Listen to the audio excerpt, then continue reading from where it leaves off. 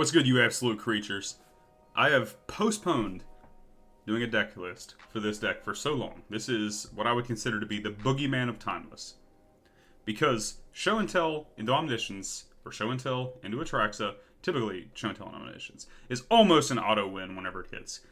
It is unbelievably powerful. This deck is, in my opinion, I think it's better than Mardu Energy. I really do.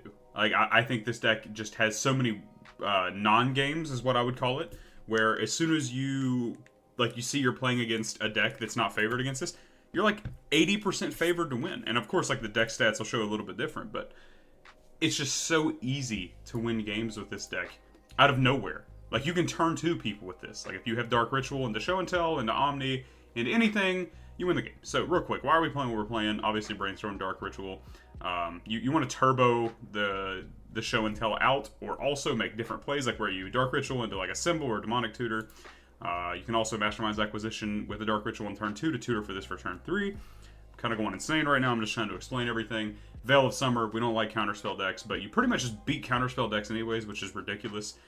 Veil is just there as a, you can't Thoughtseize me, you can't counterspell me, we're going in. 2 Mastermind's Acquisition. Obviously Show and Tell, I don't have to talk about that. Leyline of Sanctity is, hexproof, like I said. Don't want to get Thoughtseized. Don't want to get burned out. It's great. Opening with this, unbelievable. And then Mastermind's Acquisition is essentially how you win the game after you play like an Omnitel. So, worst case, you tutor for this, you go get any of your pieces, but typically you're going to want to choose a card you own from outside the game and put it in your hand. We do have a toolbox in here. I'm not going to really go through these. The main 2 cards will win you the game. Approach is how you actually win the game. Because you play it, it'll go in the 7th card from your deck, you play it again, you win the game.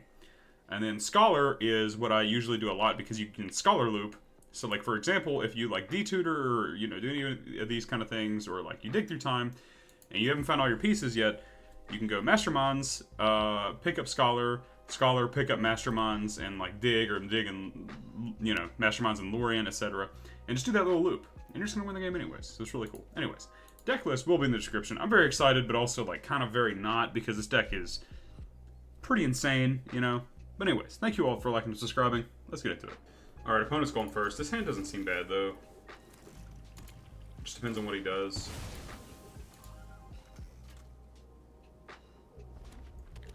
Okay, so we may have a little bit of time.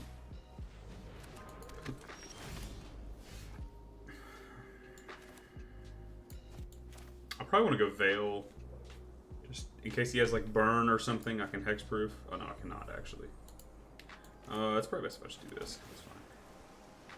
Oh my god. Okay. Well, that's insanely strong. Okay.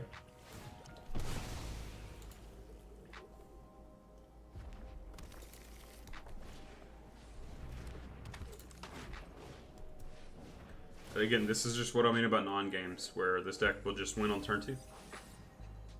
It's gonna win like right now. It's insane. I don't know. It's just nuts.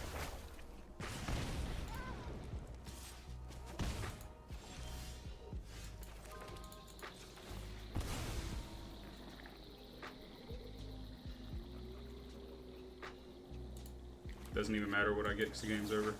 Watch this. Like, this is crazy. Unless like he does something like insane with like sneaks in, like, I don't know, something that makes my stuff cost 0. That'd be pretty crazy. Yeah, look easy. Detutor Masterminds, pick up Scholar, do the loop again. All right, so it's one of those hands where it looks like a turn 3 win, but it just depends on what the opponent has. Oh. Okay, Mind Stone. Holy shit. Okay, cool. I'm gonna do one of these and I'll pass. What is this, dude? This is something crazy.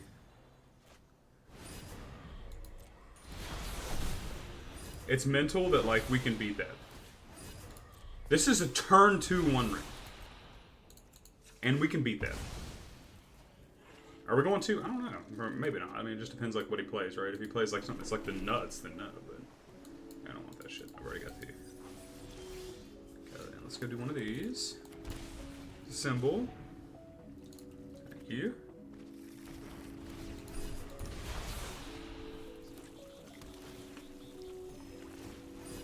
Yep.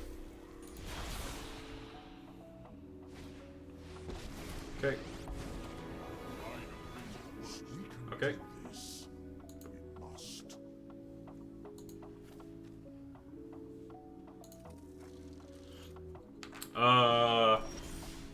Okay, good game, I guess, right?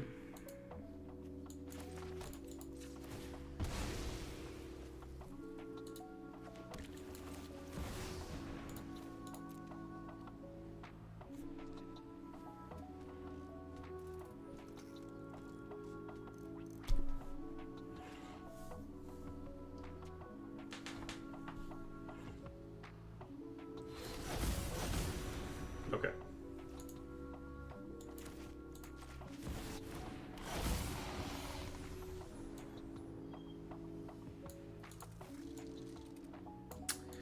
Well, I'm just gonna pick up all this stuff. And we're gonna do one of these. We're gonna pick up a dig. Actually, I can pick up the masterminds too, it's fine. Yeah, here we go. So we're gonna do one of these. And we're gonna do one of these. And we're gonna play one of these. I'm gonna play one of these. I'm doing this so I can do these in response if I need to. So, anyways, we're gonna pick up one of these. There we go. For the land, doesn't matter. None of this really matters. Okay. Yep. Through a turn 2/1 ring. This deck is nasty. It's kind of hard to complain about this hand. It has Veil of Summer as protection. It's got Brainstorm to be able to fix. It's got Lorien to be able to fix. So I think I'm okay keeping this, playing this Misty, sitting on it, seeing what happens, and kind of go from there. Don't want to get Thoughtseize into Oblivion because I'll just get dumpstered, but you know, I think we're good here. We do have a lot of fixing here. We're just winning the game. And another thing too, like that makes this deck so good is like a lot of the times you can show and tell in a track scene, which will help you get all your pieces too. But also it's a 7/7 with all those benefits. So I mean, it's good. I remember when I'm trying to remember specifically if Show and Tell lists played the played like Grizzlebrand. No Reanimator did, but that was a pretty sick little tech too back in the day. Don't want this at all. Okay, I'm gonna play the Sewers, and I think the Sewers is gonna be pretty decent. Oh my god. Okay, that's step one.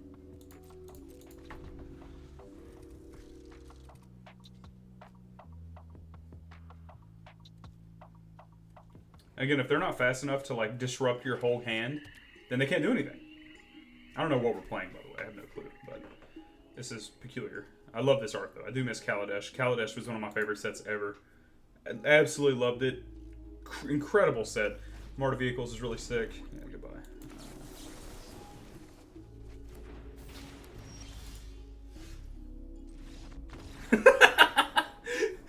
So you can go like assemble the team, and then if I needed to, I could brainstorm back the shit on top of my deck for the Inquisition again.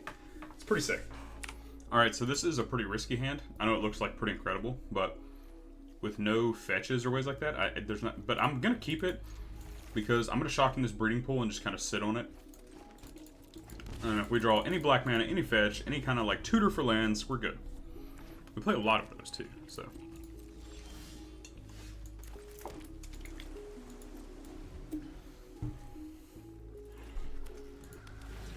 Okay, we're playing against energy.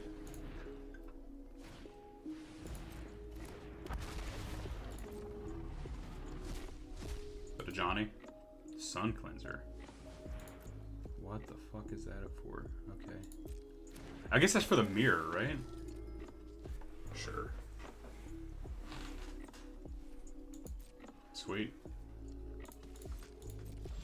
Why would he not attack? I don't understand that. Anyways.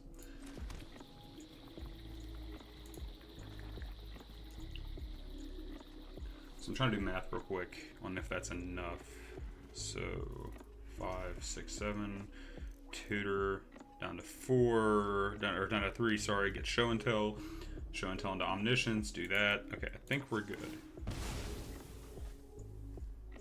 I think I should be right.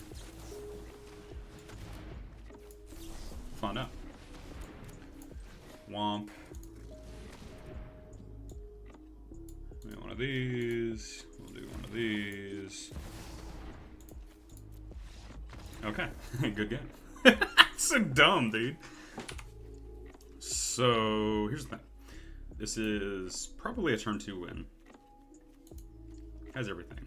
This Mystic Sank sucks a little bit, in that like I would like for that to be something different, but I will play it. Well, let's do that next turn. Oh, no we're not anymore. Cool, okay. I don't want to know what I'm doing.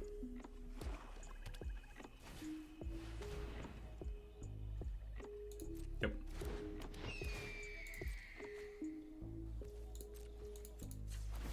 Okay, so the only thing he can have right here that will, like, stop me is if he has Force, right? Or Flare of Denial, yeah.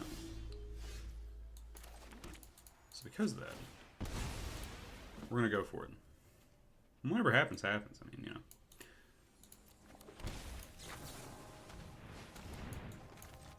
Let's go. Oh my god, it goes. Alright. Okay. Oh, cool. Look at all these fun cards. Isn't this fun? Alright. Again, deck's dense. The deck is ridiculous. Alright? It is what it is.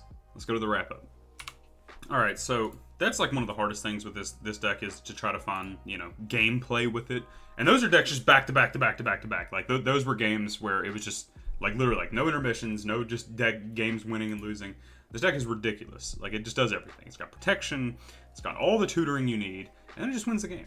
And then you got this big, fat angel that's over here, and it just slams it, and, you know, all this. And you also have things like Mystic Sanctuary, too. So, oh, they thought seize my show until, oh no, I'm going to put it back on top of my deck, and then I win. The deck is really, really, really good. And in my opinion, I think it's, like, the best deck in Timeless. I really do. I'm okay with being wrong, alright? I'm just telling you. I'm perfectly fine with being wrong. But the fact that you have all of these options to tutor for as well, I mean, in best of one, other than, like, Vexing Bauble, how do they beat it? And then you have ways to beat Vexing Bauble, too. With like, your sideboard. It's awesome. Like, really, really good.